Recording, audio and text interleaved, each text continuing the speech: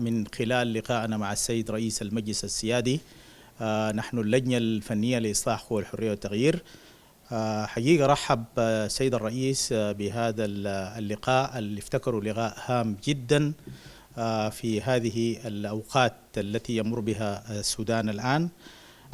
ذكر لنا السيد الرئيس حقيقة مهتمين ونعلم بأن هنالك مشكلة أساسية وسياسية. تحدثنا مع السيد الرئيس أيضا في لقاءاتنا السابقة المشكلة الأساسية السياسية التي يعني نبع منها المشاكل الاقتصادية والأمنية في البلاد، وكان في تعطيل في المجلس التشريعي وأيضا في تعيينات الولاة، هي كلها مشاكل سياسية، مشكلة أساسية في الحاضنة السياسية قوى الحرية والتغيير. بعد ذلك ذكر لنا بأن بعد اجتماعنا السابق بأنه لازم تتكون آلية صغيرة من المكونات المختلفة السياسية وجلوس مع بعض إلى يصلوا إلى نتائج وحدة قوى الحرية والتغيير.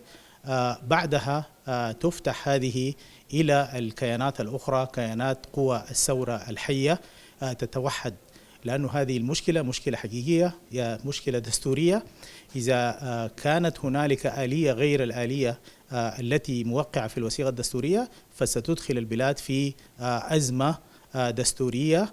ونحن حقيقة في هذا اللقاء الهام تعرضنا أيضا إلى مشاكل كثيرة جدا سياسية، وبعد هذا اللقاء أفتكر أنه هو أمن على أنه حيطرح هذا أو هذه المشكلة لمجلس الشركاء، وسيتحدث مع السيد رئيس الوزراء في هذه الآلية.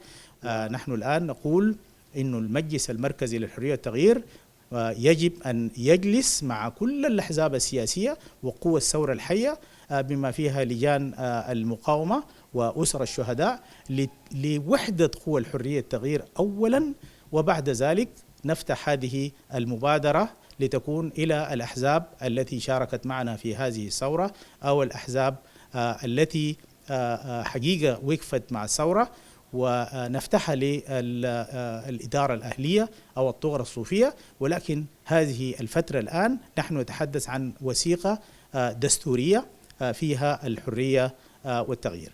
نحن نتمنى بإذن الله تعالى وحدة الجميع، ومن هذا المنبر أنا أطلب من كل الناس المسؤولين في هذه البلد بأنه يكون هنالك وحدة حقيقية لإصلاح الفترة الانتقالية وللتحول الديمقراطي الحقيقي. هذا الشعب صبر كثير جدا علينا، ونحن نحتذر، نحن في الحرية والتغيير نعتذر اعتذار مباشر إلى الشعب السوداني بأننا فشلنا أو فشل المجلس المركزي للحرية والتغيير في إدارة المرحلة الانتقالية بسلام.